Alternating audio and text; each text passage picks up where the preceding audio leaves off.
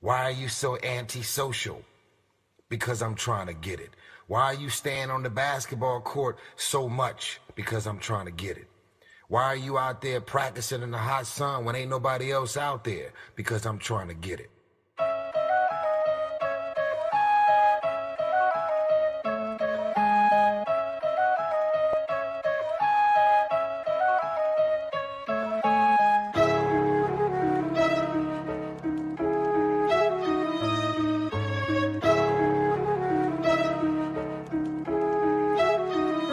Storm.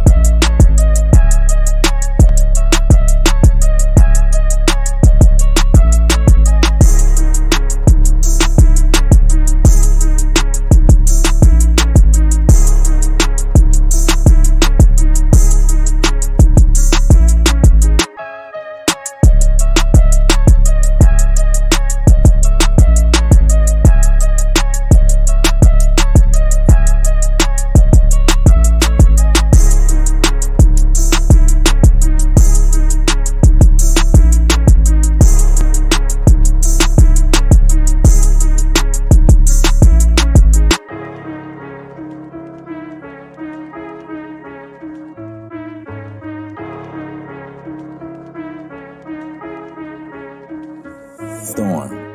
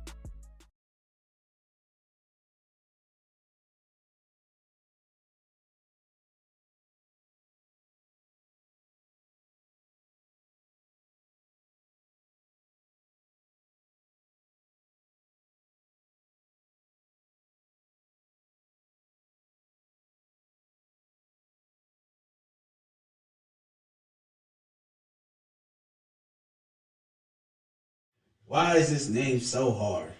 How the fuck did you come up with this name, Yeet? I'm not gonna lie, it was kind of just like some high shit.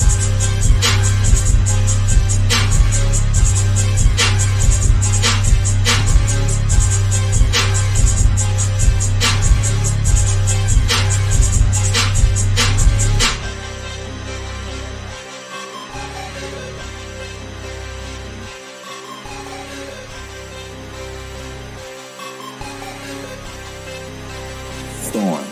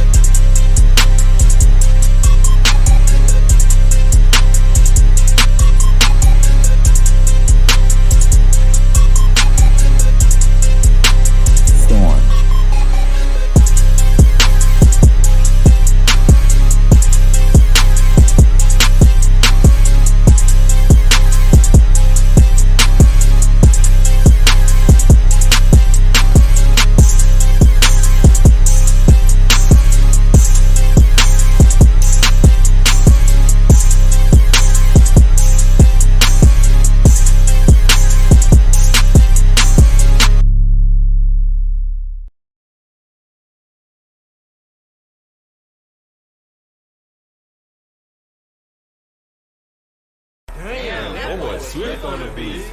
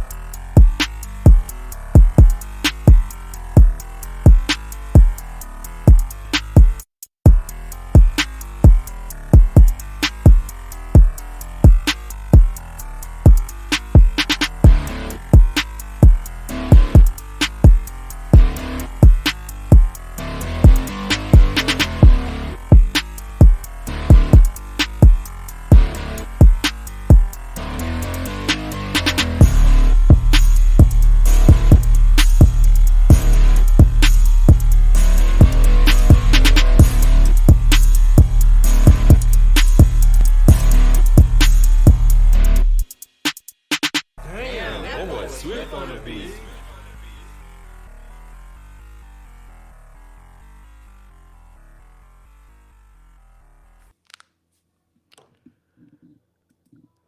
Welcome to another episode of the Phin Outta NFL podcast. I am your host, B.Herbo, and I got my brother from another mother, Rodman, in the building.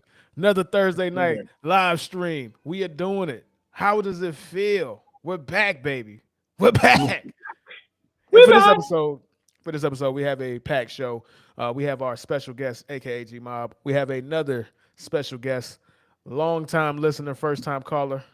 You may know him from the main pod, the Couch Bows podcast. He's making his debut on the Phin Outta podcast. Dom is in the building as well, man. But before we get to that, Rod, we have to address the elephant in the room, man. Tua and on. They coming. They coming and they strong. They coming and they are strong. Boy, oh boy, after that masterpiece that Tua Tagovailoa put on the Lions this past Sunday, we are on the heels of a masterclass of a performance, and Tuanon is letting everybody know, bro. So how does it feel, man? How does it feel? You are not a part of Tuanon, so let's just go ahead and separate yourself from that. However, how does it feel? How does it feel to be a Dolphin fan in this atmosphere, bro? Trust me. And let me just get this in. I haven't seen this many Dolphin jerseys in Publix and Walmart in years, bro. Like, I can't walk into a Publix or Walmart without 5 or 6 Dolphin jerseys, bro. It is weird to me. So, how does it feel, my boy? You know what, Herb? I'm just going to put it to you like this because this is probably the best way to get my point across. Do you know who the Dolphins' worst enemy has been, Herbie, over the last 20 years? It hasn't been the Jets. The Patriots? No. Not the Bills. Our mortal enemy, Herbie. Our arch nemesis. It's been third and long, Herbie. And for the first time in my life, I'm not Herbie. There were so many times in that game against the Lions, and I'm just gonna, we're gonna preview the Bears game, but I gotta get this out, Herbie. I gotta get this out. Do you know how many times in my life, Herbie, I've watched the Dolphins on third and long, and I just felt like, man, we should just punt this motherfucker, man. You know what I'm saying? Because we were gonna call a bubble screen, or we were gonna call a freaking a run down the middle, or a running back draw, and it was just, bro, there was always this chilling, creepy crawly sensation of dread every time we were on 3rd and long. And I'm watching the game on Sunday, and normally when I watch the games on Sunday, I kind of flip back and forth between red zone. I watch damn near the whole game, Herbie. I can't tell you of a time in my life where the Dolphins had a game where our first punt was in the 4th quarter, like 8 minutes and 28 seconds left. I mean, it was crazy to watch it, Herbie, because I've spent so many years, and there are Dolphins fans who are still complaining. It's just like the audacity. Like, what are you complaining about? Like, bro, like the Dolphins aren't playing. Rest his soul, God rest his soul, Tony Sperano. We're not fist pumping for field goals no more, bro. Like, there was a time in our life where field goal football was our football. You know what I'm saying? Like, I lived through that, Herbie. I lived through that, dog. So, you know, it's crazy, dog. I'm watching this game, Herbie, and we're down 14-0, and I don't feel like, oh man, like it's basically over. Because wait. As a Right. fan of a football team, that is the best feeling that you can ever have. And all you can do is hope and dream to be a part of a team like that. Like, think about like the apex Peyton Manning coach, bro. We seen them down 20 points. You're like, there's a chance. Think about being a current Kansas City Chiefs fan, bro. We seen them down 24 points to another top 5 quarterback, and they won by 25 points in that same game. You know what I'm saying? So to see that type of game and to expect it out of the Dolphins, I'm not gonna get used to it, bro. I'm sorry, bro. I'm just not gonna get used to it, bro. That's just the reality of the situation. That's not happening for me. So I mean, enjoy it. It is weird. It's very odd, but hey, this is where we at, bro. And that's is a all. weird season in general, Herb. Absolutely, This season is absolutely, just weird. absolutely, man. So because we do have a packed show though, so I want to go ahead and move the conversation forward though, man. All right, Yeah. you guys are playing the Chicago Bears, and based off of what you guys are doing this year, based off of what you guys have been doing all season when Tua is healthy, you would think that's going to be a landslide. Like, you know what I'm saying? You don't even want to, you look into the next game, right? To me, these are the real test of a football team that's ascending or at that next tier where you don't have an incredible win, you don't have a dominant win, and then lay an egg the next week. You know what I'm saying? So, because everything that you work towards would be for naught if you laid an egg against the Chicago Bears. So, in this game, how do you feel about this game, bro? Well, first and foremost, man, I've learned better than to underestimate any team in the NFL. You know what I mean? All these guys are professionals. They get paid. They want to win. And the Dolphins, if you look at the course of the season, the only team that we really put it on, and we didn't even really put it on, our defense was just playing great, was the Patriots. All of our games were close. Like the Dolphins, we were down 14 points to a feisty Lions team. You know what I mean? We got into a slobber knocker with the Steelers of all teams. So I don't expect to go into Chicago and just run away with the game. Like that's not how we played. Even though we played well, the Dolphins always shoot themselves in the foot. Now, we'll say this. The Cowboys, they ran roughshod over the Bears last week. Like they completely annihilated them. But, you know, I got to see a little bit of that game when I switched to red zone. And I got to say this about Chicago, man. I don't know what it is about them, but they know how to stand every game. That defensive coach, their defense, even though they didn't play well against the Cowboys, they actually usually keep them in a lot of their games. But I got to be honest, man. They got a good corner in Jalen Johnson, but outside of him, I mean, what's he gonna do against Tyreek and Waddle? Like, what answer do they have? And their pass rush, you know, is decent, but it's not. You know, they lost Robert Quinn, so they got weaker there. They lost Roquan Smith, so their defense is gonna be even weaker. And on the other end, on the other side of the football, the Bears are a weird team in the fact that they have one of the best run blocking offensive lines and arguably the worst passing offensive line. So we just got Bradley Chubb, and we're going to talk about the trade deadline and what that means later. But we're going to be able to get after Justin Fields. Now, in the past, the Dolphins, we historically struggle against guys like Justin Fields. We historically struggle against quarterbacks who can run the ball. It's like it's always been a thorn in our side, dog, just like other teams' tight ends, bro. We could just never guard another team's tight end. So When it comes down to it, I do think we'll take the victory, but I don't expect Chicago to just lay down for us, especially after the ass kicking they took to the Cowboys, and they're playing hard for Matt Eberflus. So a team like that can be dangerous, and it's a perfect trap game. Third trap game in a row. I ain't gonna lie, bro. Listen, when y'all were down, what it was 14, y'all was down to 14 to the Lions, right? I'm like, bro, are the Dolphins really about to lay an egg, bro? You know what I'm saying? Against the Lions. Y'all about to lay an egg against the Lions, but y'all pulled through. So the best thing about it, even if you guys were to go down, you've seen yourself pull yourself out of it, right? Now, you don't want to become that team that's always doing it because it would eventually bite you in the ass, bro. But a little bit about this game, man. You guys are a 5-point favorite and I want to say minus 210 on the money line, bro. So that is basically Vegas saying you guys should handle business.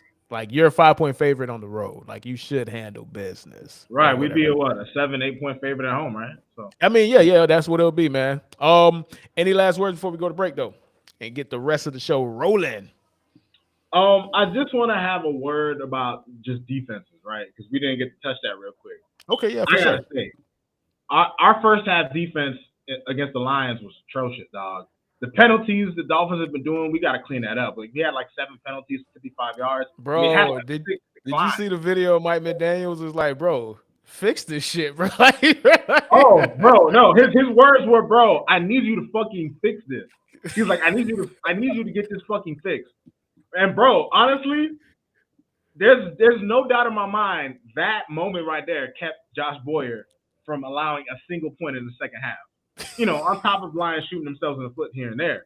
Because, bro, the man had that Dahmer vibe to him. Like, Mike McDaniel would be a monster, Herbie, if he didn't love football. I'm just going to tell people that right now. I can see that. I can see that. I can definitely see that, man. All right, so we're going to take a quick little break, and we'll get right back to it with the trade line reactions, man. So, see you in a momento.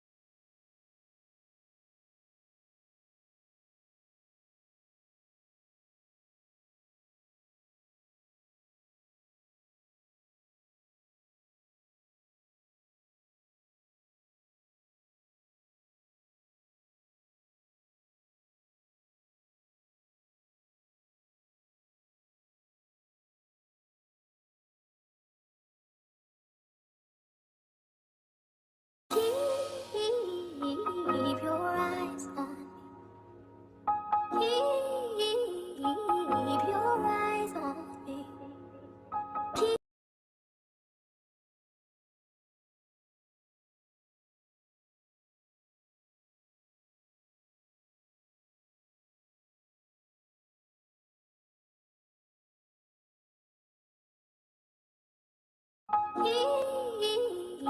Keep your eyes on me. Keep your eyes on me. Keep your eyes on me. Bellow on the bellow on the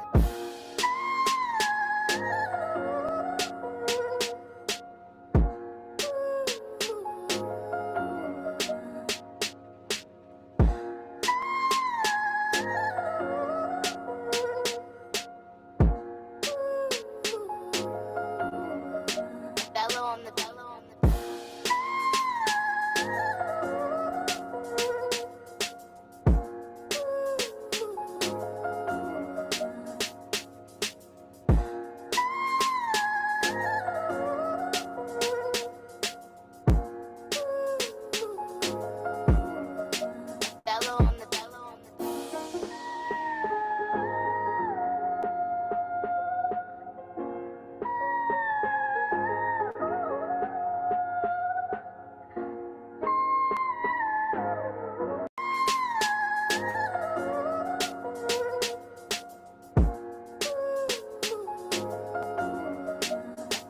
the bellow on the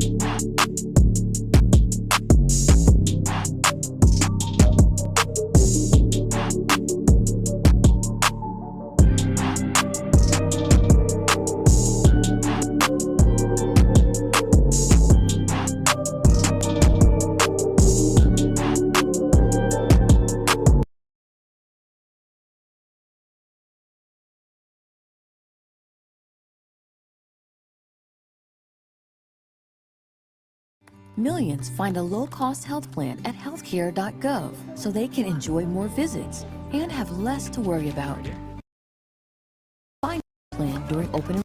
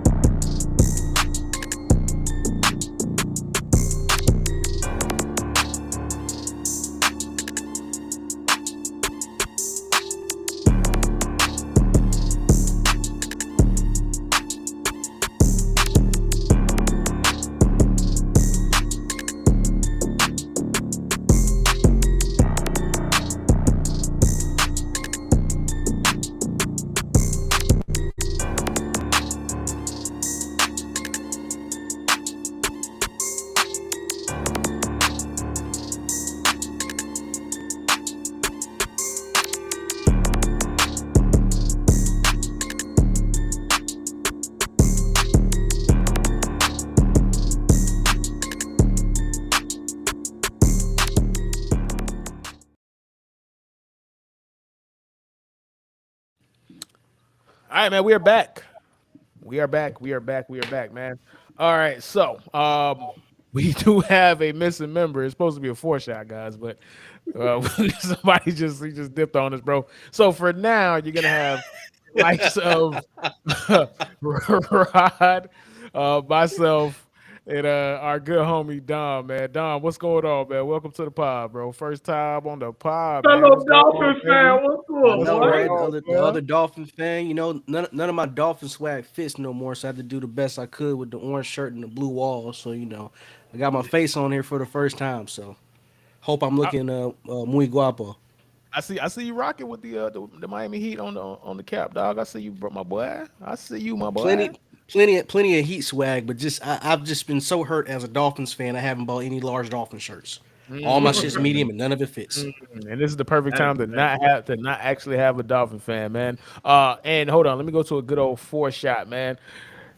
GMob is here, man. GMob, what is going on, baby? How are you? All right, you forgot to turn the mic back on. Yeah, you on mute, my boy. There you go. Of course, I would be that guy. GMob, What's going on? welcome back to the pod, my boy. How does it feel, Yes, man? sir. Feels great, man. Feels great. I just had to, eat me something real fast before I came back out. So, it's perfect time. Being a Negro, I understand, bro. I Of feel course, you, dog. you know. Yeah. Hey, okay. So put like this, man. Here's the thing about this, G-Mob, and I'm gonna have to do a single shot because I want to get how you feel about this. So, me, Rod, and Dom, our teams are good. Your team is not. How does that feel, my boy? How does that feel, my boy? Well, my team is good. I don't know what you want me to say. Your team is not good, brother. I don't My know why team you is lied. good. No, I mean define good. Define good, my boy. Because that is a strong word. That's a very strong word to say that your team is good. That's a very. My team is good. I don't know why you. Man, Our play calling that is Tom Brady horrible. pack, Herb. That shit gets you crazy high. Like crack. That Tom Look, Brady pack. no, for real though. Elaborate, please. Elaborate. Byron Leftwich been doing a horrible job. Horrible job. Horrible execution. We just got to play better, but at the same time, my team ain't trash. So Okay, so our record doesn't say what. Right, but you know what Bill Parcells said though. I don't give a fuck. But speaking of that, man, we are going to do a little, surgery on the Bucks closer to the end of the pod. But while we're here, man, we got to talk about some more pressing matters, man. And that is the NFL trade deadline. A bunch of ridiculous trades. I felt like I was watching the NBA. Normally, the trades are not like that in the NFL. Literally, the most trades that have ever been on one day in the history of the NFL happened this past Tuesday, bro. So, first things first, before we address that, I do want to get Dom in, bro. Dom, how does it feel? Welcome to the pod. How does it feel? Your Dolphins fandom. What's going on, bro? Is this weird for you? Normally, you've been a Dolphin hater like my entire existence with you, bro. So, like, Okay, let me correct you. First off, I'm a Dolphins fan. I'm not a Dolphins hater. I'm just incredibly dissuaded from being a Dolphins fan because the only thing that's worse than being a bad football team is being a mediocre football team that's always roughly 8-8. And the Dolphins for the past 20 years were always fucking 8-8. So what does that mean? You lose to the fucking Patriots. You don't get any fucking picks. You never get any better. You're always in the fucking middle. It's just we are the equivalent of fucking football purgatory. Until, knock on wood, this fucking year, it looked like it's finally starting to turn around. You talked about trade deadline. That 2019 trade of Larry Tunsil, which at the time I thought was the dumbest fucking shit in the world, turned out to be kind of fucking amazing. So, either directly or indirectly due to the Laramie Tunsil trade, while also losing Kenny Stills and Chase Edmonds, the Dolphins have been able to, because of that Tunsil trade, acquire Julian Davenport, okay, Johnson Badesimi, okay, whatever, Noah, Jalen Waddle, here's the important guys, Javon Holland, Tyreek Hill, Tindall's a good piece, Eric Zuccarello, whatever, and then we got Bradley Chubb. So that's 5 definite like home run swings that were all a result of like if you just like connect like the yarn mazes of us trading Laramie Tunsil to the Houston Texans, which at the time I thought was dumb as fuck, but it turns out this is why I'm not a football executive, because I'm just a fucking Monday morning armchair fan like everybody else, and just expecting the mediocrity to continue. But it looks as though we are finally on the horizon. But as always, I'm always going to be cautiously optimistic, and I'm As you not should. 100%. I As know, you should. and I'm not 100% 209 yet. I know the 209 craze is just like insane right now, which is cool, but me and Rod can go back and forth a little bit later. I ain't with it. Not yet. All right, all right. Well, thank you for hijacking the entire segment. I just wanted you to explain your fandom. But while we're on the topic of the trades, bro, let's move the discussion over to the trade deadlines, bro. So I'm just gonna go ahead and name some of the trades, and I just want you guys to give me your overall opinion on what you thought of them because we haven't had like literally never had a trade deadline like this ever. All right. So think about this, bro. We seen Christian McCaffrey get traded. Jonathan Hankins get traded. Kadarius Toney get traded. Roquan Smith get traded. Chase Claypool get traded. Calvin Ridley get traded. All in the same time frame. Oh, and I can't forget about Bradley Chubb, bro. So, what do you guys think is going to be the most impactful trade so far? And I'm gonna start with you, Rod. Woo, the most impactful Not and trade. don't be a homer. We're not talking about the Bradley Chubb. No. Listen. The Bradley Chubb trade. Hey, listen. The Bradley Chubb trade is going to have impact. But when I think about the landscape of the NFL and what I think about the teams in it, I gotta say, man, Kadarius Toney to the Chiefs. I don't think people realize how dangerous that could be, dog. And he wasn't even really that bad with the Giants. He just wasn't really playing. I think he was in the doghouse with the coaching staff. He's on a winning team now. He's with Andy Reid, a player-friendly coach. He's with Mahomes. He's the guy that they need. He's the big play. People call him a poor man's Tyreek. With Mahomes, he could be Tyreek 2.0. So I gotta say Kadarius Toney for me. Okay, all right. GMob. Yes, sir. So for me, honestly, I don't know. I like the trade that the Vikings did for TJ. Honestly, I think that'd be a good asset to the team. He definitely a good tight end now. But at the same time, like Ross said with that pick, um, I think the craziest pick to me, the one who ain't gonna get no type of shine, honestly, for the type of caliber player he is Chase Claypool. I feel sorry for that boy. Bro, what you mean? You feel sorry for him? Bro, okay, all right. So, okay, all right. I actually am on the opposite of you, bro. I actually like the Chase Claypool going to the Bears, bro, because the irony of what the Bears are doing right now is they've had almost 2 years to figure out if they like Justin Fields or not, right?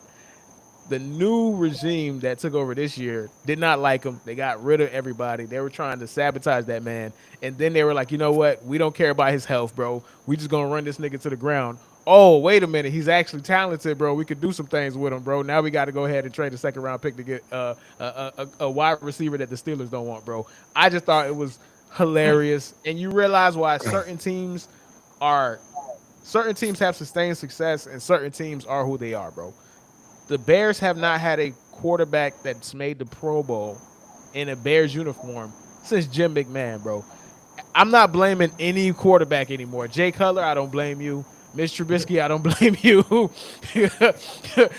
Whoever was there before Jay Cutler, I don't blame you. Rex Grossman, I don't blame you, bro. Like, this is the Bears, and they're doing the most Bears stuff, and it shouldn't take this long to figure out that, oh, wait a minute, we have been doing wrong by our quarterback. Oh, wait a minute. This quarterback that we drafted, that we traded to get at the 10th overall spot, we might actually have something, bro. So I actually like the trade, bro, because what's the worst that could happen? Like, he has to be better than whoever the hell Justin Fields has right now, in my opinion, dog. In my opinion. Oh yeah, yeah, without a And doubt. Yeah, I'm not saying that.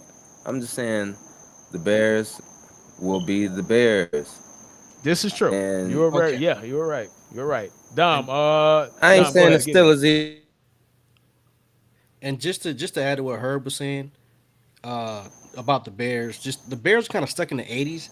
They kind of spend all their money in like the wrong places. Like they're the only team that goes like, or until this trade, they went super hard on like middle linebackers. Like nobody fucking does this shit anymore. So okay, you got like Roquan Smith, and then you had Khalil Mack before. They spend all their money on the wrong fucking positions. So you gotta have top tier Okay. skill positions. So if you look at all the the quarterbacks that popped most recently, when you got them skill positions, they take the fuck off. Kyler Murray got D Hop, take the fuck off. Josh Allen gets Diggs, take the fuck off. Kirk Cousins got Jefferson, takes the fuck off. Dak got Coop and he had Lamb at the same time. What happens? Take the fuck off. What happens when you put Tua with Jalen Waddle and fucking Tyreek Hill? Takes the fuck off. So like with the current structure of the NFL, the way the rules are right now, the way you can't really hit across the middle of the field, it doesn't make a whole lot of sense to invest in like defensive players who have to like clog up the middle of the field to actually primarily go against a running game. And right now, nobody gives a fuck about the running game anymore. Like it's not ground and pound no more. Only people do that shit is fucking Tennessee, and that's just going to the wayside too. I mean, yeah, yeah, but if I got Derrick Henry getting 200 yards every other game, bro, fuck it. It is what it is. We just gonna ride that bit to the ground, baby. We And gonna ride that bit. you gonna run him into the ground and not fucking go just nowhere. gonna run that bit to the ground, bro. All right, man. So, I actually didn't get yours though. Your premier trade that you think would be the most impactful trade, and I then hate to we'll be go ahead. Sorry to cut you off. hate to be that guy, man, but I'm gonna take the obvious pick, man. I'm gonna take C-Mac, Christian McCaffrey, just with the Shanahan style of offense and the different things that Christian McCaffrey can do. Because you gotta remember, he just had a triple crown, so he had a passing touchdown, a rushing touchdown, and a receiving touchdown in the same game. That hasn't been done in like fucking 10, 15 years. And that's the second week. He doesn't know. He's not that familiar with the playbook. He doesn't know like the offense all that well because this offense is fairly different than what he was running then. I mean, this can be extremely dangerous, right? With Shanahan having this type of talent and the way that he can kind of draw up plays and be creative and use Debo Samuel and Brandon Ayuk who's finally kind of like coming through into his own. I mean, we really looking at a situation in which Christian McCaffrey is a match made. Christian McCaffrey might be the best version of Taysom Hill. If Taysom Hill had talent, that's what you might get with Christian McCaffrey, where you can do a bunch of gadget shit. What you gonna do if you have a pistol formation and you got the backfield? You got Debo Samuels on one side, you got Christian McCaffrey on the other side, and then you got Brandon Ayuk and the other wide receivers lined up stacked on one side. What the fuck are you gonna do? Because that could be a pass play, it could be a run play, it could be a jet sweep, it could be a jet sweep into a passing play. Because he had 35 air yards plus on that passing touchdown, which is fucking insane that you have the balls to attempt to play like that in his second fucking week. He was with the team for 10 days. Like, that's fucking insane. That is crazy. So imagine that with the training camp. Okay, so all right, so we got two Dolphin fans right now, right? Which is very important to say. So I know I didn't want you guys to talk about the Bradley Chubb trade or whatever, but let's actually talk about the Bradley Chubb trade because that ties into you guys. That ties into you, Rodman. That ties into you, Dom. And I want to see if you guys have differing opinions on it, which would be hilarious, bro. So, Dom, I'm gonna start with you. What is your overall assessment of the Bradley Chubb trade? But before that, got to get to some chats, bro. All right, man. Learn life. My dog say he loved the Titan this week, bro. Listen, man. I can't ever utter those words, bro. Like they've done lost me too much money too much times, bro. But if you believe in them, more power to you, my brother. If that's what you want to do, every time I bet with Ryan Tannehill, I lose money, bro. So I'm gonna leave that Negro alone, man. But back to the Bradley Chubb trade, Dom. How do you feel about it? Do you feel like it was too much? Do you feel like it wasn't enough? Do you like the fact that the Dolphins were being aggressive? What is your overall assessment of the trade, bro? So I'll take the great words of Shannon Sharp via the Shanahan family, man. Fuck them picks. All right, fuck them picks. Us saying fuck them picks has gotten us very far this year. So I'm all about, hey, you know what? Fuck the future. Actually, I forgot if I read an article or some shit like that, but it was like football is the only sport where right now the way football is kind of set up, fuck the long term, do everything you possibly can to win right now. And I feel like the Dolphins are doing everything they possibly can to win right now, especially in our division. Granted, I will say the only thing that makes me like hesitant is that We kind of went from, having to worry about Brady and the Patriots to having to worry about like Josh Allen and the Bills. However, I do see a lot more like chinks in the armor of the Bills than I've ever seen within the Patriots, especially when they were initially forming their dynasty. So I feel pretty good about the damn Dolphins, and I'm actually like loving this trade. I'm loving everything that the front office is doing so far, because that tells me that we're trying to win right now. It's win or fucking bust. No more of this 8-8 or 8-9 or 7 or whatever like bullshit we've been doing for the past 20 years. I want to either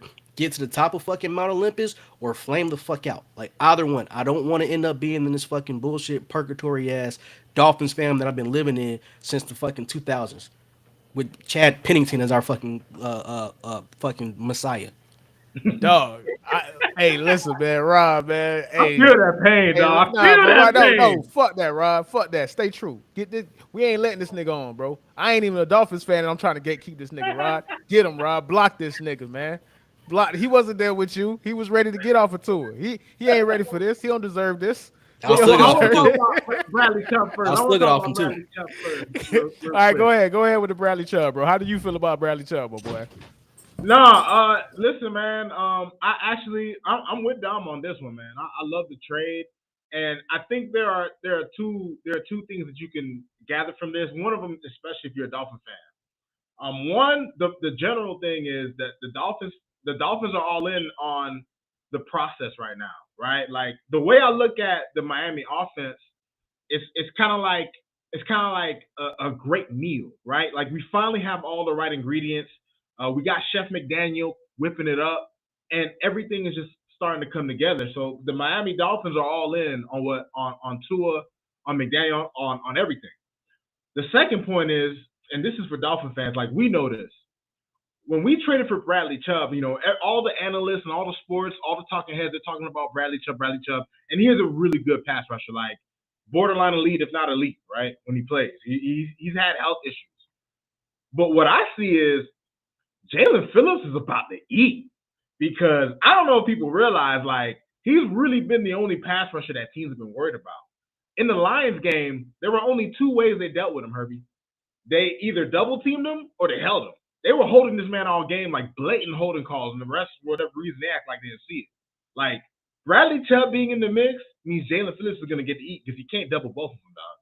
So I'm super excited to see what this pass rush can do now that we've added another element. And when you factor in all the injuries we have in the secondary, we lost Brandon Jones for the year, our third best overall player on defense. You know what I'm saying? Byron Jones might not even see the field this year, dog. Like, we don't know what's going on with him. Lost Nick Needham for the year. So our secondary was hurt. We can't run the same kind of offense, that ultra aggressive zero blitzing offense. And even though our offense is good, when you're going up against the Chiefs and you're going up against the Bills and you're going up against the other high-powered offenses, I mean, outscoring them is one way to beat them, but what are the odds of Tua and McDaniel going up against these established offenses, these guys who've been in big situations and overcoming them in a shootout? That's tough. So the only other option you have is elite pass rush. So man, I love the move, Herb. And the Jeff Wilson move is actually not bad too, because we lost Chase Edmonds. He's averaging 5.1 yards a carry. He could be the guy that they want to Chase Edmonds to beat. Hey, speaking of Chase Edmonds, man. So I was listening to my favorite podcast, the Dan Le Batard show, right? And they were talking about the stats with Chase Edmonds, bro. Would you believe that Chase Edmonds, by the advanced stats, was by far the worst running back in the league, bro? This man left he left yards on the field, bro. Like, he got fired because Mike McDaniels on that 4th and 3rd against the Lions, which Mike McDaniels got crushed for because they didn't convert. Chase Edmonds had the Red Sea, bro. Mike McDaniels part of the Red Sea for that man, bro. Terran Armstead opened it. He was Moses. Terran Armstead was Moses, dog. The man had the biggest hole you could ever have, and he ran straight into where everybody else was. Screw the green pastures. Let's just go into the sausage fest, bro. Hey, hey, bro. I'm gonna remind y'all of somebody, bro. This the boogeyman, bro. We don't say this name no more because what he did on the football field scared everybody, bro. But Chase Edmonds is the closest thing since Trent Richardson, bro, for not having no vision, dog. Well, Y'all we know might get Trent was struck the by lightning, boogeyman, dog. You bro. can't be saying that. We might get struck by lightning, man. I know it was just I know we just had Halloween, bro. Well, I didn't want to damn. scare y'all boys, man. Goddamn. Okay, so just in offense of Chase Edmonds, but defense of Tua, somehow, some way, and this is where I give Tua credit. Like he actually, his release is so fast, and he's really, really good. And then McDaniels with the scheming, our O line is actually statistically What this worse man than it talking, was bro? last year. We not letting you on the tour train, bro. Why you even? No, I we don't want not to be on letting the you- Tua train. I we got not something for letting that you Tua train on, when y'all bro. ready for it. Yeah, we ready, dog. But before, Oh, man, we ready, man. We ready, G man. Mob, man, get in, bro. Get in.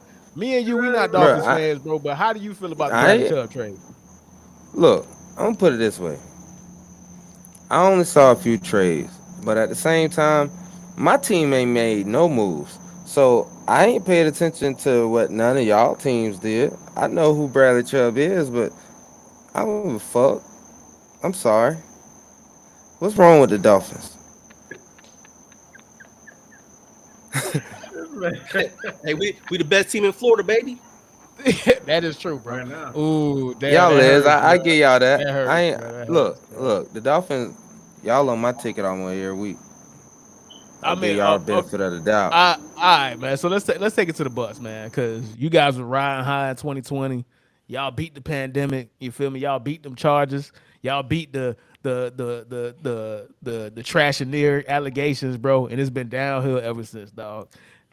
Tom Brady should have retired, bro. There's no way that man gave up his family for this, bro. There ain't no way, bro.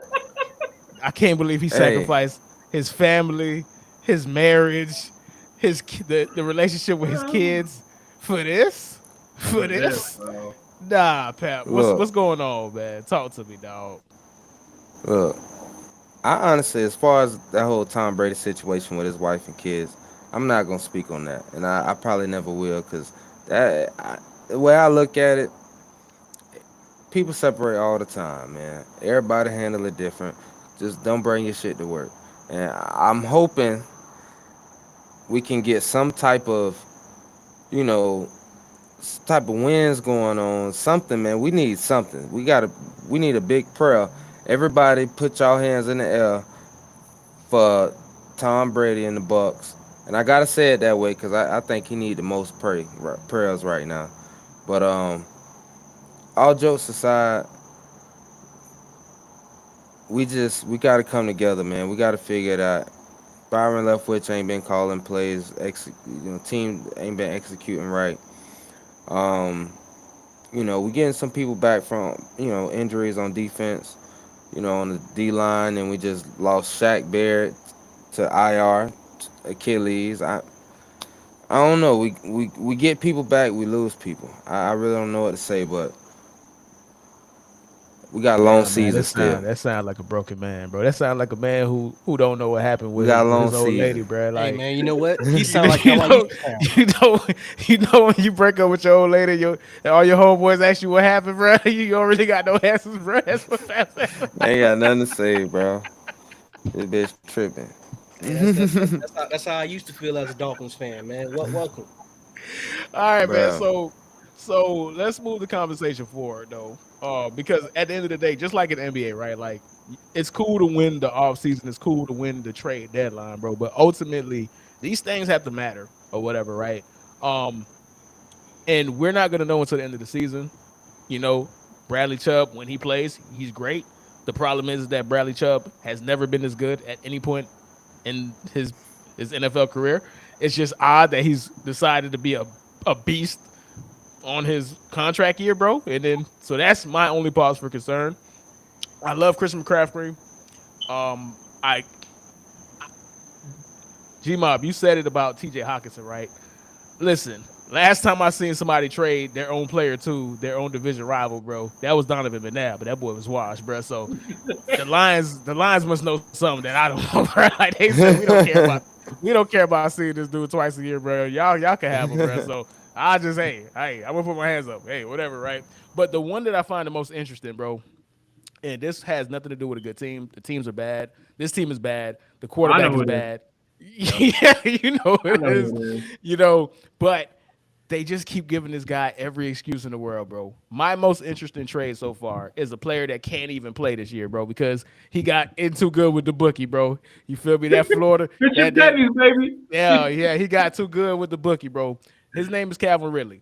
The last time we seen Calvin Ridley, he was dominating cornerbacks. The last time we seen Calvin Ridley, he was a godsend for Matt Ryan. The last time we seen Calvin Ridley, he looked like baby Julio Jones, right? So I'm happy he went to the Jaguars, right? I'm so happy, bro, because now nobody can ever give this bastard Trevor Lawrence any fucking excuses, bro. You know what I'm saying? Like, Oh, okay. Hang on a second. So the only thing about that Calvin Ridley trade that kind of that gives me pause, and it's the same thing I'll say about Deshaun Watson, is when you don't play football or any type of competitive sport for that long, there might be rust there that's like to the frame of your vehicle, right? That might be rust that you might not be able to fix. Because for the most part, these professional athletes have been playing football for 12, 15 years straight. Very rarely do they take this much time off. So how do you reacclimate to game speed? And I know Trevor Lawrence is supposed to be like the next nah, upcoming we're quarter. not saying that no more, bro. That boy is 5-20 in 25 games. We're not even saying that. Okay, I that's did bad. see a stat there that says that he's actually one game worse than Gardner Minshew. But hey, besides that, Gardner Yeah. Minshew has better stats. Yeah, Gardner Minshew has way better stats, bro. So, And you okay, have to to give that up- point, though, to that point that you're trying to make, right? I vehemently disagree. I would have agreed if it wasn't 2 years ago, right? So, think about this, right? Think about it. I'm going to give you several names who did not play for a year and dominated. Rashawn Slater, as a rookie, he didn't play his senior year in college. Was probably one of the best offensive linemen in the league. What's the lineman that went to the Lions? They got drafted before Rashawn Slater. Oh, Penei Sewell. Penei Sewell. When they moved Penei Sewell to his natural position of left tackle, because remember he struggled at right tackle, but they put him at left tackle and he was dominant for the rest of the year for the Lions. Did not play his senior year at Oregon. now give me some skill positions. Bet I got you. Jamar Chase. Did Jamar Chase play his junior year? No. He took his entire junior year off. He played as a freshman. He played as a sophomore. Jamar Chase was an all-pro as a rookie, bro. And I'll give you one more person. Micah Parsons did not play his junior year at Penn State. He was the defensive rookie of the year, and he's going to win defensive player of the year this year. I think because of the way that these guys train year-round, it's not like the 80s. It's not like the 90s where you only actually got in shape when football came around because you had 2-a-days. You had so much football that you actually had to do that you didn't want to train when you didn't have to actually train for football. Now, there's reduced practices. There's reduced hitting in practice. You don't have to play that much football outside of football as much. So these guys are rejuvenated. They have more energy. And their bodies are more fresh because they get to just train year round without having to overwork themselves. So I don't see Calvin Ridley missing a year, messing up Calvin Ridley's game. Unless Calvin Ridley was really at the bookie all this year, bro. He didn't give a fuck. Then you got me. You got me at that point, bro. That is extremely sound logic that I'm gonna just fucking disagree with. I think he might come back and be fucking washed. And the same thing with Deshaun Watson. I'm a down on him. Here's the problem, though. The reason why you think he's going to be washed is because his quarterback is Trevor Lawrence. He might be doing his job, but Trevor Lawrence will never let you know, and he's going to get all the blame. It's everybody's fault except for Trevor Lawrence, bro. Is Trevor Lawrence worse than a declining Matt Ryan? There's nobody worse than a declining Matt Ryan. That is probably one of the worst quarterbacks I have ever seen. Because Matt Ryan's clip was fucking terrible. All right, man. Let me get the comments in, man. Shout out to Learn Life, man. We appreciate your comments, dog. So GMob, my boy said he loves the Dolphins this week, and he did agree with me, bro. Hell yeah, Tom Brady most definitely should have retired, bro. Learn Life, I agree with you, man. We hurting for Tom right now. Rest in peace, Tom, man. Learn Life don't know what he's talking about. Nah, Learn Life, man. Like I kind of imagined in my brain as kind of like, remember when everybody had to, like, during COVID, take care of their own fucking kids, and then they realized that their kids were fucking terrible. Absolutely. And they couldn't wait to Absolutely. get back to school. That's what Tom Brady Absolutely. did last summer. Bro, Tom Brady spent 2 weeks with his family and realized he hated them, dog. That's crazy. Like, get back to the locker room. That's crazy. ASAP. That's crazy. That boy went insane in that house, dog. Like, he actually had to have a conversation with his children for the first time in 20 years. It horrified him, bro. Like, that's hilarious, bro. It's like, they never shut up. They never shut up. Hey man, get off my team. We're not getting up, bro. This has nothing to do with your team, Leave bro. Don't my take quarterback. this Nah, Brady, I'm just messing with y'all. we all relate to this, bro. Like, listen, bro. The most hilarious thing is a kid or a child, because they just talk and they swear they're saying some profound shit, bro. Tom Brady, like, hearing his kids talk for the first time in years, like, actually listen to what they're saying. Like, he tried. You know, because think about it. For 22 years or however long this dude's been in the NFL, he's never really paid attention to the people around him, bro. He's been faking it. He's been faking it till you make it, right? His relationship, his marriage, he's been faking it. His love and his the time that he spends with his kids, he's been faking it. So when he fake retired, he actually put effort in. He was like, all right, let me actually listen to what Giselle is saying. He was horrified.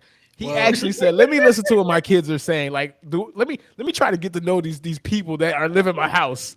And he was horrified, and he ran out of there, bro. He was like, I got to get back to the locker room, bro. Like, these people are weird, bro. Like, I got to get out of here, bro. Nah, man, but TB12 tripping, man, because, like, I think Giselle said it in like British Vulgar or German Vulgar, some shit. She was just like, he did not tell her that he was unretiring, bro.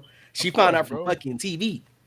And I couldn't fucking imagine, man. My wife would have stabbed me at least 5 times. Okay, so this is the thing about it, right? So, okay. Hey, and this is where I gotta show love to Giselle, right? Like, I'm seeing a lot of red pill YouTube channels, you know what I'm saying? Like, I'm not gonna say the names, but the incels. Yeah, I'm not even gonna say that, bro. I'm not even gonna entertain that. But what I hate about these people that are on these red pill, like the fake Kevin Samuels, right? Because they saw Kevin Samuels and had an idea of who Kevin Samuels was and tried to emulate that, but they only took like 10% of Kevin Samuels' message and just took that 10% and just built their entire personality around that, right?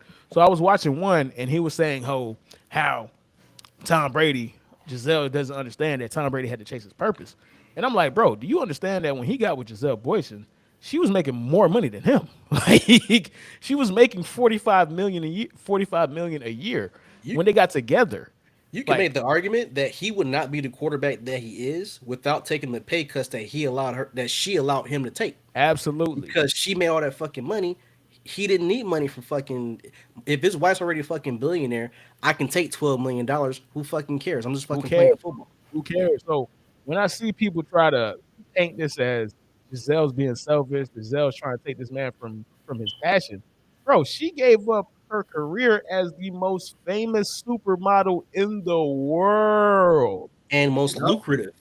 The most lucrative supermodel in the world. All to raise your kids without help. Exactly. All she said was, bro, you said you was gonna leave, bro. Why you lied to me, bro? Like, I gave you everything you wanted. You 45 taking these hits. Bro. I gave everything you wanted, and I had to find out on TV. Like, Tom is different, man. That I gotta say, bro, at the end of the day, she made a mistake. She thought that he would ever love her the way he loved that pigskin, bro. Nobody, bro. That man is committed to that ball, bro. And it's just what it is, dog. It's just what it is, man. All right, man. So real quick before we go ahead and take another break, man, I want to talk about my team for a little bit. And I want to talk about the mess that my team is. Matter of fact, I'm gonna throw it to you guys. Do y'all want to talk about the Zeke Tony Pollard debate, or do y'all want to have the mano-a-mano battle between Rod and Dom with the Tua stuff? I would like Zeke Tony Pollard first. Okay, all right, bet. So we go there. I'll take the reins on this, man. As you know, weirdly enough, I am a Cowboys fan on a Dolphins podcast, bro. Weird, right? Whatever, right? I got in that bottom right corner. I got a Bucs Dolphins fan and a Dolphins fan in Texas. What are we doing on this pod, GMob? I don't know what we're doing on this pod, bro. Like, why are we here, bro? Why are we on this pod, bro? But I am a Cowboys fan. Still trying to figure it out. Yeah, man. You know what? It's ironic. Like when me and Rod decided to do this, I didn't think that we would like really talk about so much NFL, bro. So we kind of pictured something, and I worked hard on all of this stuff, bro. So it ain't changing. I don't give a damn. I ain't changing shit. This is it is what it Fair is. enough. Fair enough. Fair enough. But speaking of the Dolphins, though, man. I mean, speaking of the Cowboys, I'm at an impasse, right? Because I've seen this for years. I knew this was coming. Tony Pollard has been better than Ezekiel Elliott for the past 3 years. If you really want to be like if you really want to say it, right? And nobody in the Cowboy fandom really wanted to acknowledge it. Like it's like that thing that like put like this. Say you have something that's like a bump, and that bump gets bigger, and you keep trying to ignore it, and you keep trying to ignore it, you keep trying to pretend that it's nothing serious. You're like, I'll go away. It'll go away.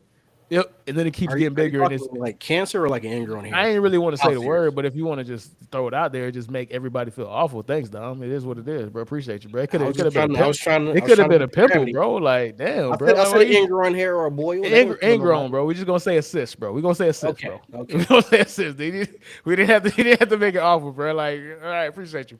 It's like an asshole assist. I don't know. We're not even gonna say that. No. But yeah, bro. So it got bigger, and it got to the point where you could no longer ignore it. That has been Tony Pollard to Cowboys fans who weren't ready to acknowledge that Zeke is done.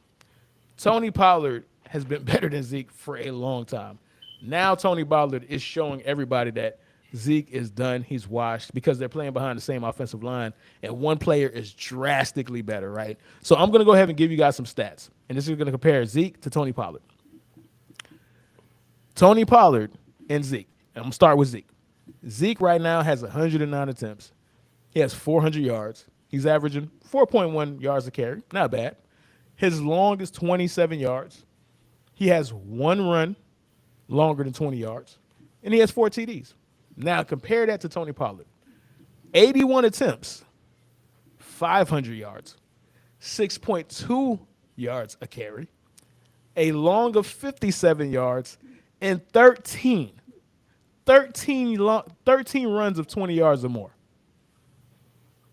And that's with 5 TDs. It's not even close. That's just rushing. It's not even close.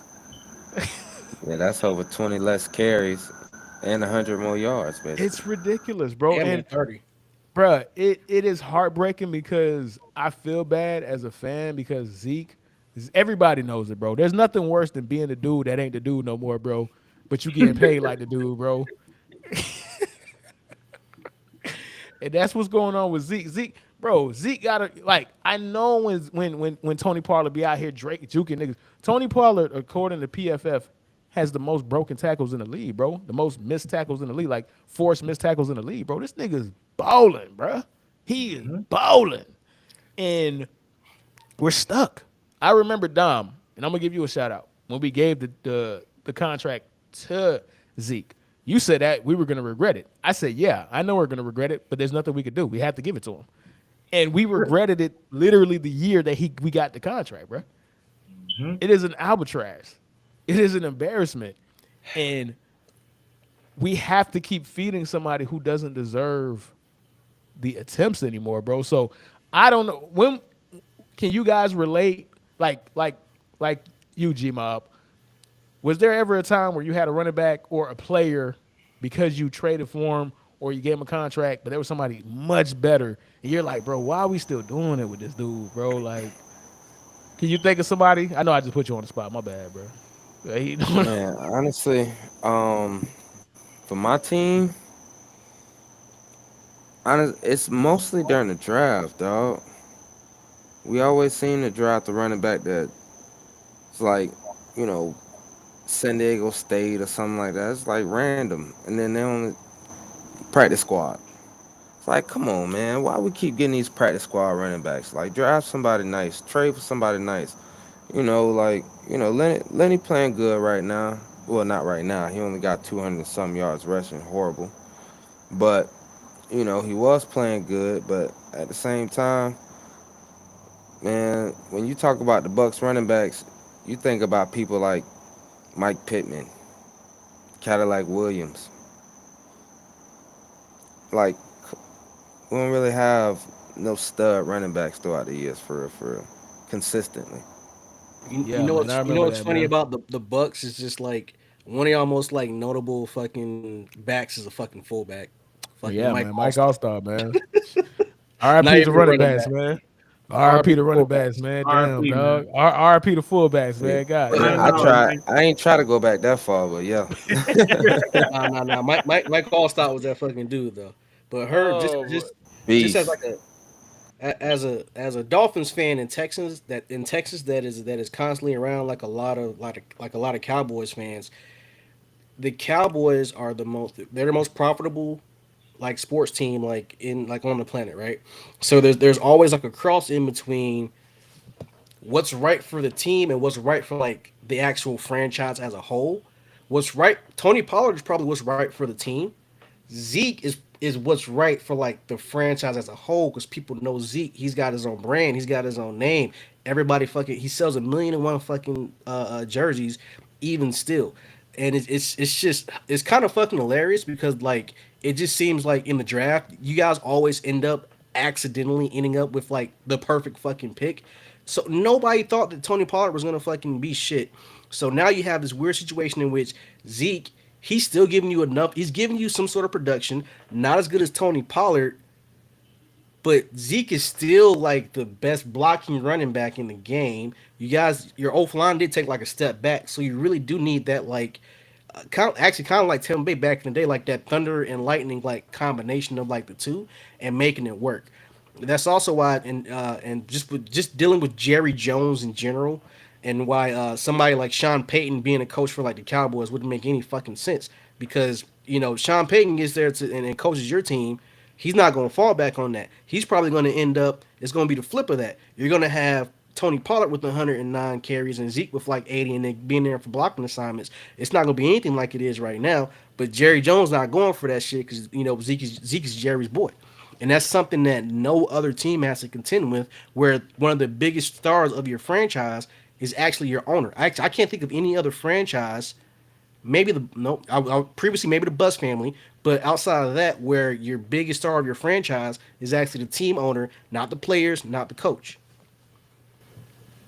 I mean, I hate that you had to say that, bro. Like, you don't think we know that? Like, why you had to remind me of that, bro? Like, what was the point? Like, what do you get out of this, bro? Like, why you doing that? Satisfaction. Like, why you doing that, man? Rod, how do you feel about the trade? Like, you're.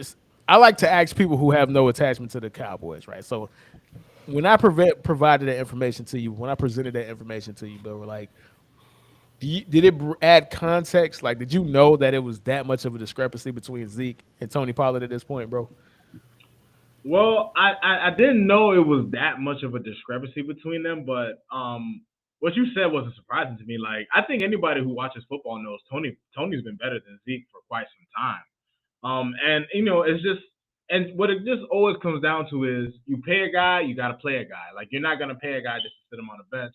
And Zeke still does some things well. It's just that Tony's better.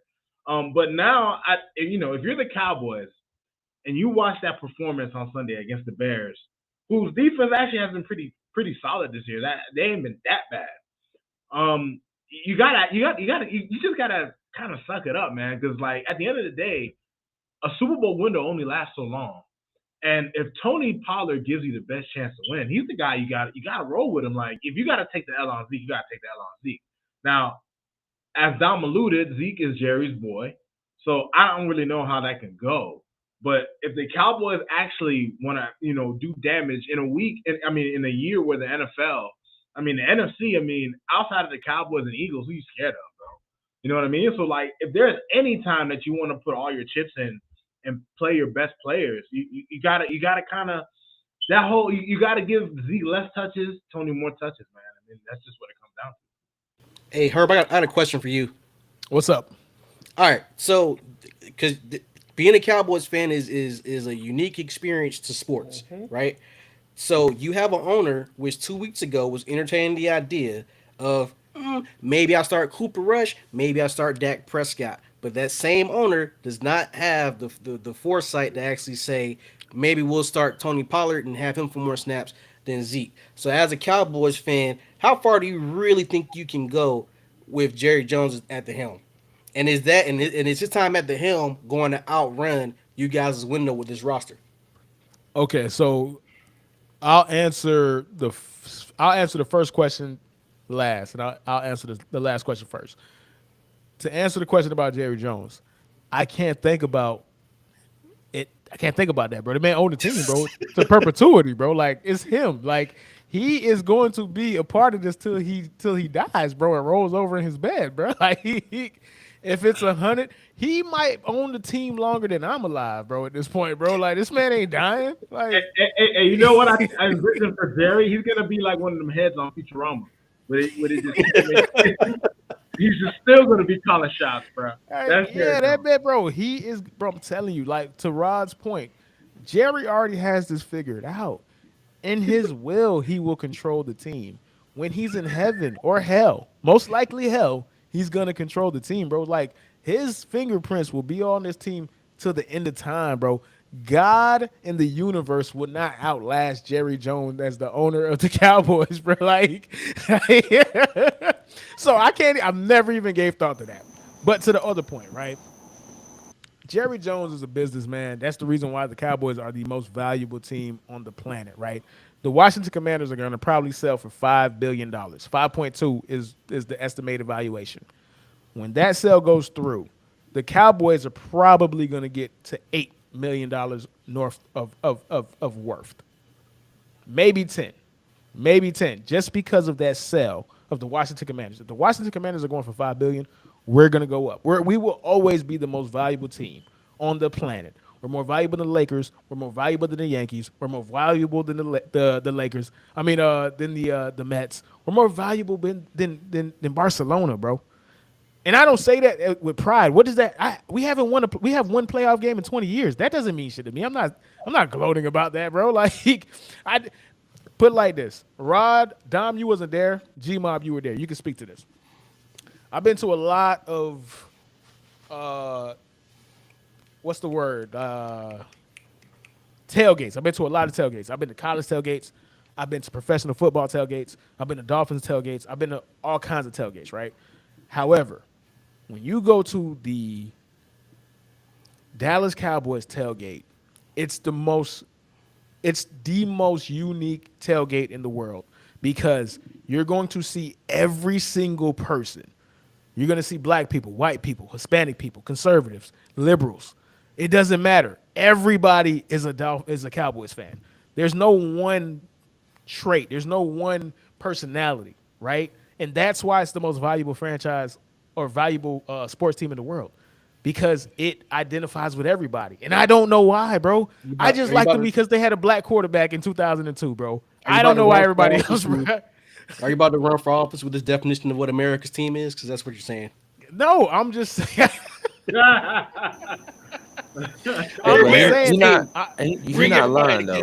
Now go ahead. We did go to that Eagles game, and that was a different experience. I will say that. I done been to a lot of sporting events throughout the country, honestly, and that was definitely a different experience. I will say that. From the time we parked, walking through everybody's tents, and had their TV set up, barbecues going, music playing, like, all tailgating had that, but it was just a different atmosphere. It was different. It's just different. Like you got to experience to understand it. It took me going there to understand. I'm like, okay, this is why it's America's team because it's literally America's team, bro. It identifies with everybody across all 50 states. I don't know why. Okay. I don't know why. And you can't beat the party tickets. You can't beat the party tickets. The party tickets are fucking amazing. I've been to one as well. I'll give you that, but I will also say that a big part of that is also just because Texas is fucking insane about fucking football. Yeah, but they don't look like that when you go to a Texans for tailgate, my nigga. Actually, surprisingly, it kind of fucking does. You got to realize, like, my previous school district has a school building that's falling apart and leaking sewage. Okay, wait. Not to cut you off. I think you're thinking of amounts of people. We're not talking about. No, I'm talking about the camaraderie and everybody coming. No, we're together. not talking about that either. I'm not talking about that either. I'm talking about the person that goes there. Because remember, if you're a Texans fan, you most likely are from Texas. If you're a Cowboys fan, you could be from everywhere, bro. I give you that. You could be from Washington State. You could be from New York. You could be from California. You could be from America's Rhode Island.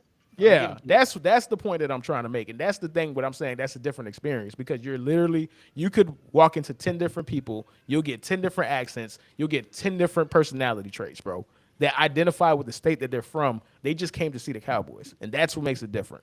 And I don't even know how I got caught up in that, bro. That was way too long, bro. To answer the first question, though, Jerry never believed in Cooper Rush. That's why he could say stupid shit like that, because he knows it's not true. Come on now. He's not fucking stupid. He has to deal with Zeke because he knows he has to get a return on his investment, bro. Like, when you're a billionaire, you're a betting man. You have to bet on, okay, I know this is a sink of shit, bro, but I got to get every fucking dollar out of this motherfucker, bro. Like, I gave this nigga 40. And we gonna get 40 back. We gonna get 40 back. I mean, honestly, though, like, if you look at Zeke's contract now versus what's being paid out now, it's not that bad of a contract. It's not, and we got it out. This is going to be his last year. This is going to be his last year. Now, if they get out or not, that's going to be like the big fucking question. No, because the thing is, like, most contracts now, they're front loaded. So we give you all the money in the front, and we don't have to worry about the back end. Just in case if you're trash, there's two things. We either gave you all the money and then we could re-up with you if you overperform, or we gave you all the money, you suck, and we just, hey, we got your money, bro. It is what it is. Let's go. Yeah, but remember Zeke's contract was real special because he had all that, them parties and shit and that allegation that he had. That's why it was front loaded. His contract was laced with some other shit too. It is front loaded. We're good. This is gonna be his last year, bro. But that was way too long, man. Last words, GMob, before we move on. All right, say less. All right. Thank you. All right, man. Now, we're finally here, man. This is what we're here, man. Law and Order. Dun, dun, dun. Yeah, heard the Law and Order. Dun, dun, dun. Law and Order, MVU, bro. Miami Victim Units, dog.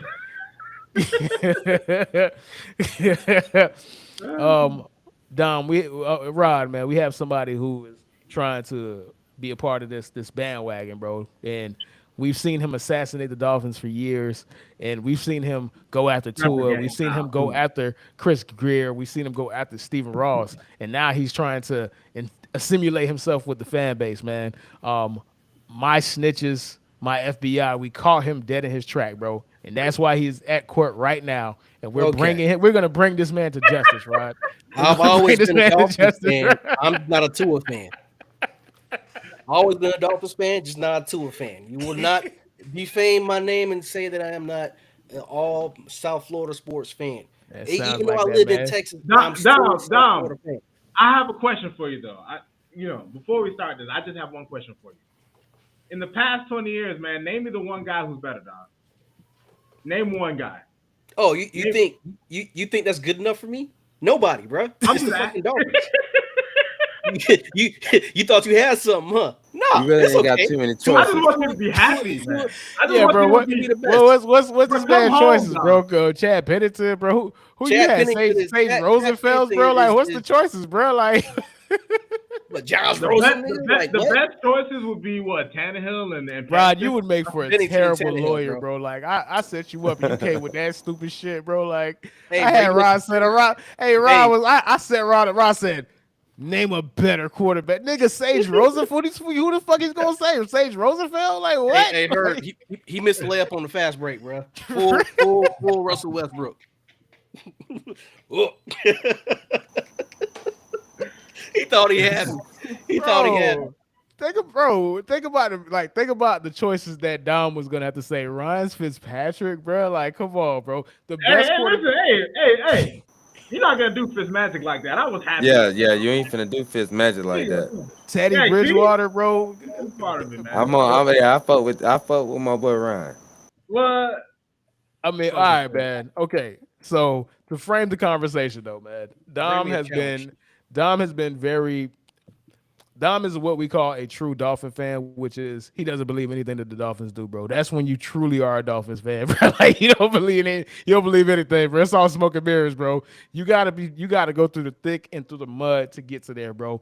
I just feel like you should be gatekeeped because I've seen you talk shit about Tua going back. You didn't like Tua at Alabama. Like this ain't new. You've been true to your hate for Tua Tagovailoa, right? So you, as somebody who does not like him coming into the league, for one. Didn't like him as a pick, was one of the first people that said we shouldn't have drafted him.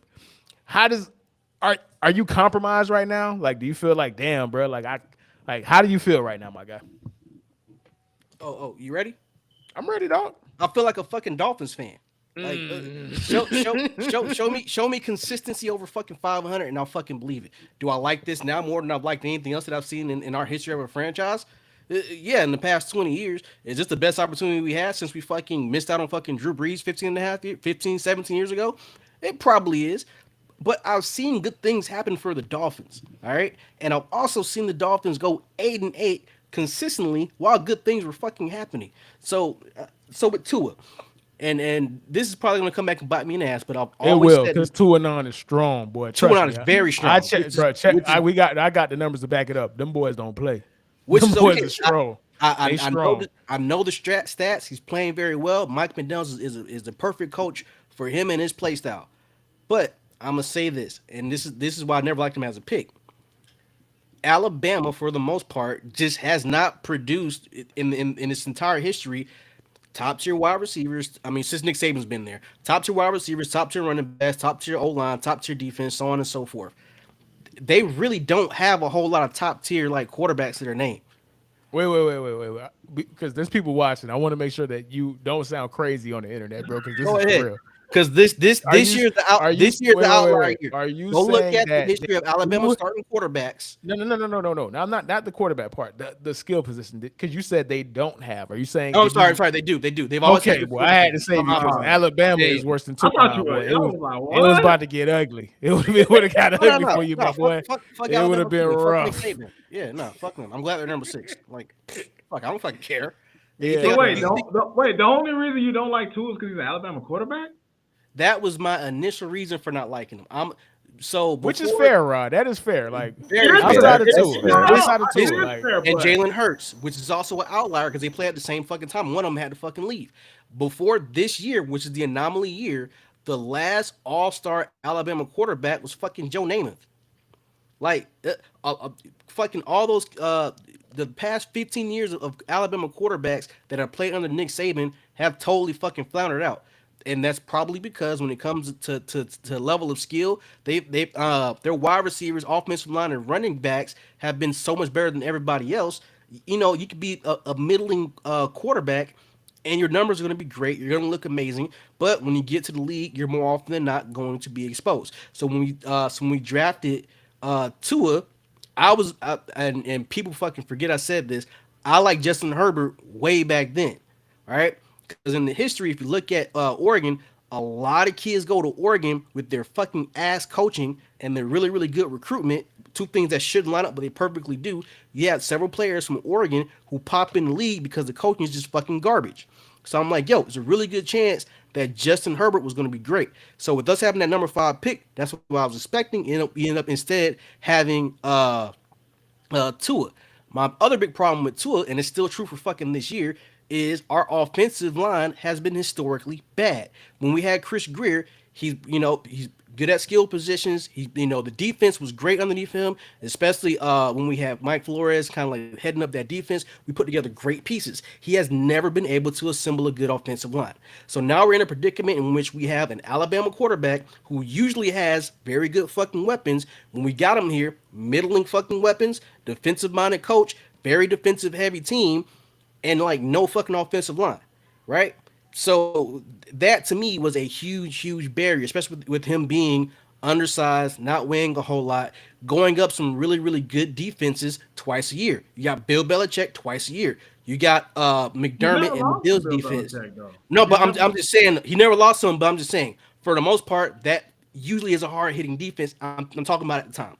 And at the time, the Bills also had a very steady defense. So when it came to draft time, I'm like, yo, We don't have the offensive line to sit here and protect an undersized quarterback, right? And for the most part, which is true because which is it's true, true. because It proved itself to be true. and it's proved itself to be true many times over again. This is actually one of the worst offensive lines that Tua has had since he's been with the Dolphins. We're ranked like 25th overall right now as far as offensive lines. That's fucking horrible. And I feel bad for him because he's an undersized quarterback. With the running back situation being kind of the way it is, it's just amazing that we got these weapons, and just our coach has been able to just scheme up ways to just get him to make sure that he gets the ball out of his hands as soon as fucking possible, which is great. His quick release is great. He's kind of getting through the progressions a lot better than he ever has, and that's because just the offensive dynamite is just 100% amazing. But I don't think we have the pieces to be able to keep an undersized quarterback like a Tua Tagovailoa long term. We can't keep him safe. He's gonna continue to get. Unfortunately, I believe I don't want it to happen. I don't wish any injury on any person, but we don't have the personnel, or they haven't been able to show the skill level to actually build a cohesive offensive line to actually keep Tua safe. Wow, that was a mouthful, man. That sounds like trauma, man. That sounds like PTSD, man. I'm so sad. You know what? Fans, bro. I ain't gonna lie, man. 25 years, bro. I feel down, bro. I feel down a little bit. Nah, Rod, don't do that, bro. Stay on the offense, man. You are in the bro. What are you doing? Bro, terrible lawyer, bro. Supposed to bring that pressure, dog. This man switching sides already. He's switching sides. That man talking you out of it already, bro. Herb, you gotta understand, like, there's a lot of pain in this shit, dog. Like, there's a lot of pain in this Dolphin shit. It's hard to believe, bro. We don't got 3 pieces to look back to, bro. Like, bro, look at you, bro. You're a Cowboys fan. Look at you sitting pretty old. I have the most. My team is the best team. We don't got a Tom Brady in our history. I feel like you're trying to make fun of me, bro. What's up? I thought we were boys, bro. What's up, man? This what's going on right now. I could break this down. I could tell what's going on. Talk to me, pal. What's going on, bro? They used to the little brother playing Madden. Now the big brother done took over the controller, and they winning now, and they act like they part of this shit. They feel it, That's all it is. Yeah, that church. Yeah, church. And the Bucks off the sticks, ain't it? Why you had to go there, bro? Hey, GMob, when they go low, we go high, dog. You see what they got to do? You see what little brother got to do, bro? Hey, you see what little brother got to do, bro? Man, y'all stay in the AFC. Bro, the Bucks have as many championships as us, bro. What you doing? Okay, all right. But look, I do want to say this. Right. Y'all got y'all in like the 60s. Don't do that. You ain't got to do that. 72. It was in 70. 1972, bro. You ain't got to do that. You ain't got to be petty, bro. You ain't got to be petty. All right. Rod, before you talk, though, I just want to highlight how ridiculous a question it was to ask Dom, who would you choose over Tua, bro? Because I have the list of Dolphins starting quarterback, and boy, this shit is hilarious, bro. So I'm gonna just read off a couple of names. You feel me? You might be familiar, with a couple of them too, bro. So not counting Dan Marino, obviously, bro. So we got Damon Heward, we got Jay Fiedler, we got AJ Feely, we got Brian Greasy, not to be confused with the Hall of Famer Bob Greasy, obviously. We got this is a blast from the past. Gus Farrat, bro. Ooh, spicy. Sage Rosenfeld, Dante Cope. How can we forget about the 06 Dante Culpepper year, man? When y'all could have had Drew Brees, man. We ain't gonna talk about that though, man. Trent Green, Cleo Lemon, John Beck, Chad Pennington, Tyler Thigpen, Matt Moore, Ryan Tannehill, Jay Cutler, Ryan Fitzpatrick, and Tua.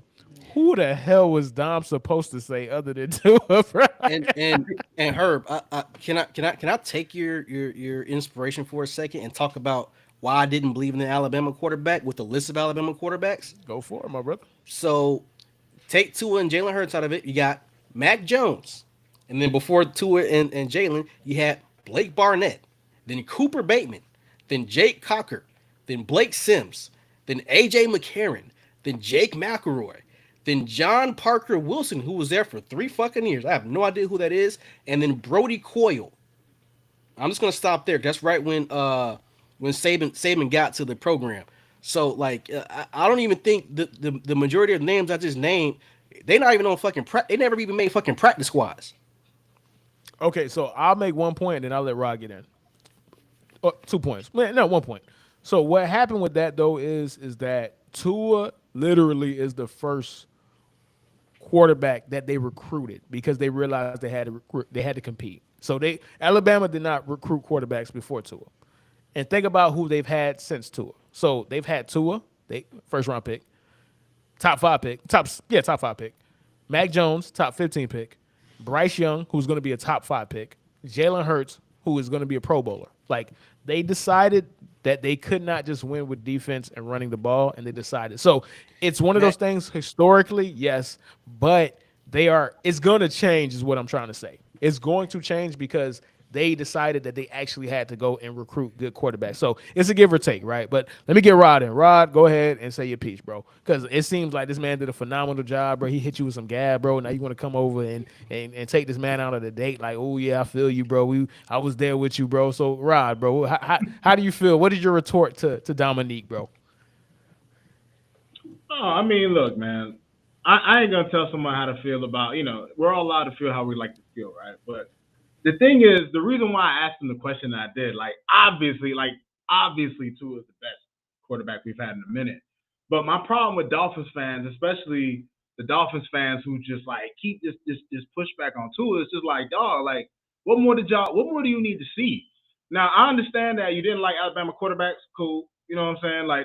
They were trash far before Tua. I remember one podcast we had years ago where one of our homeboys talked about AJ McCarron. We were just like, nigga, what? So I feel you on that. But one of the things I really liked about Tua when he was coming out was that he had great pocket passer traits.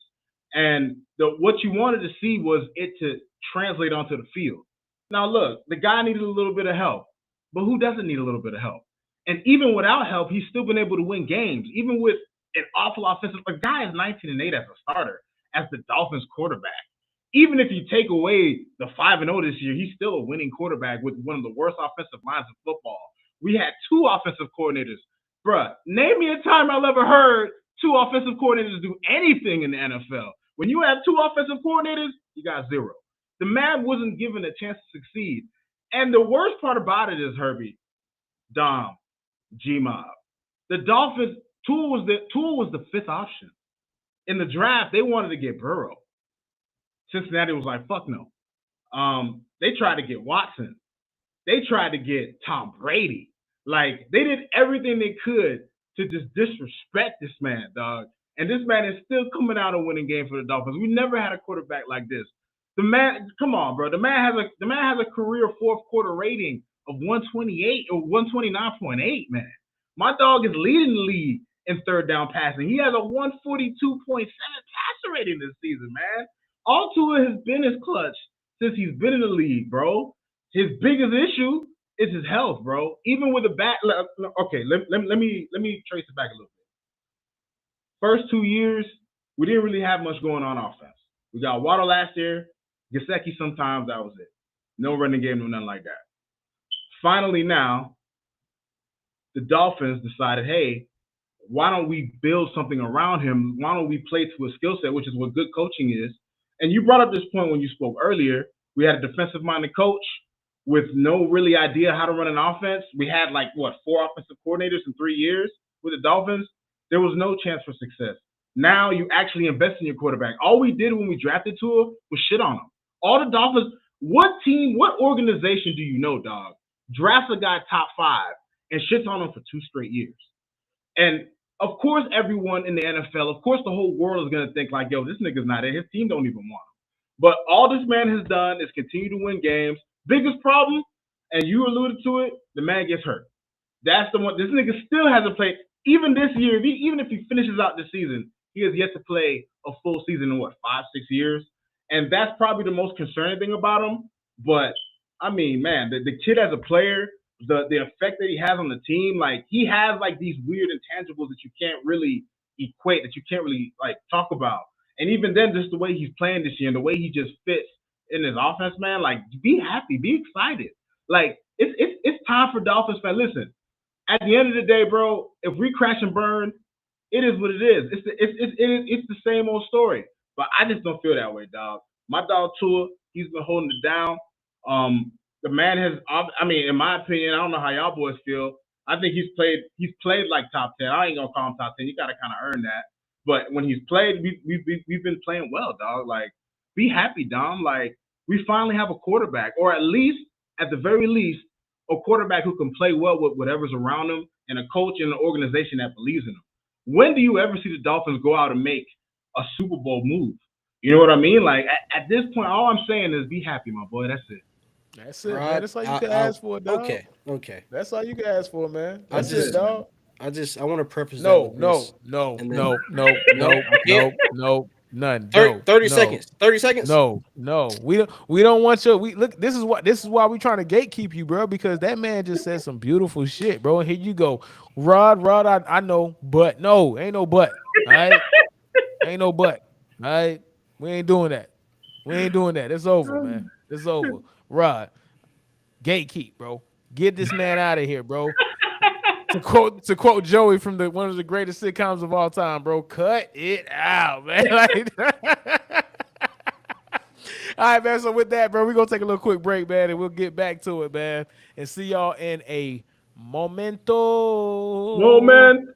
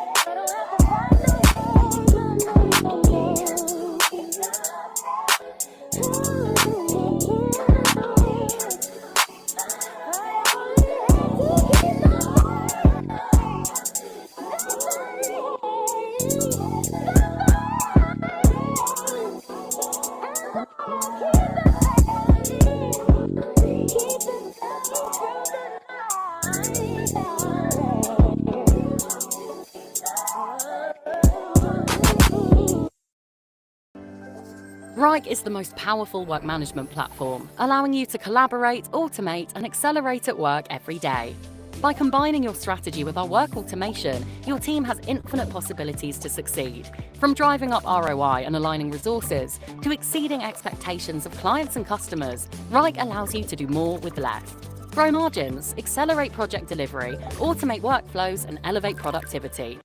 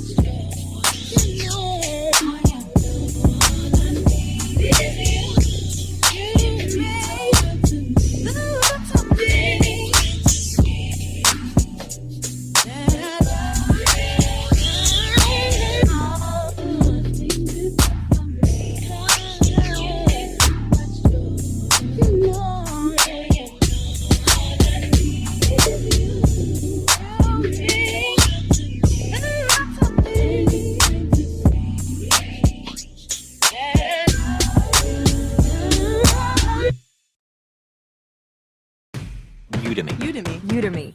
No matter how you say it, it's a top.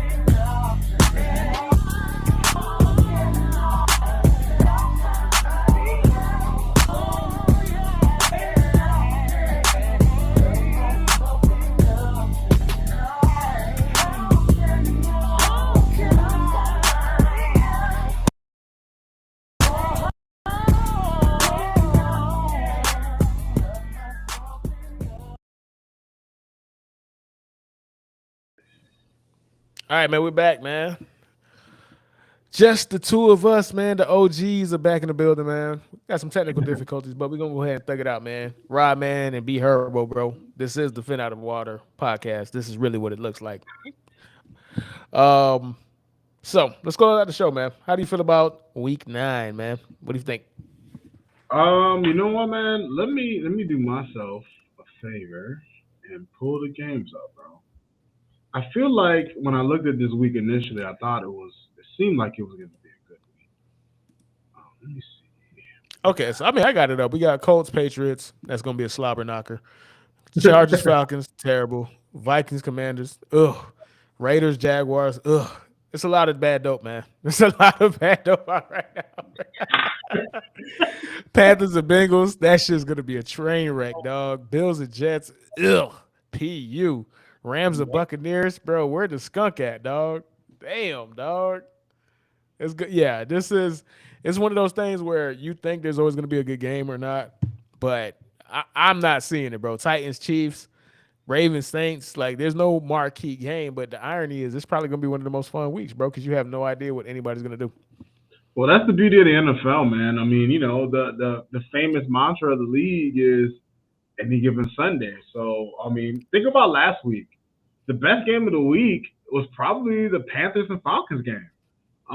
Just watching that game, dog, the way they went back and forth, PJ Walker playing out of his mind, and maybe the thing to take away from it all is, why the hell do we pay kickers? Like, it's just like, bro, kickers, you have one job. You have one job. You don't get tackled. If somebody sneezes on you, they get a flag. All you gotta do is kick the ball. That's it. Not only did the Panthers score the touchdown to tie it up, they just need the extra point to win it. That's Even it. to the extra point, dog. Dude, it's bro. Mariota throws a pick in overtime. They have an opportunity right there. Misses the kick. I'm sick of them, Herbie. I'm sick of these kickers, man.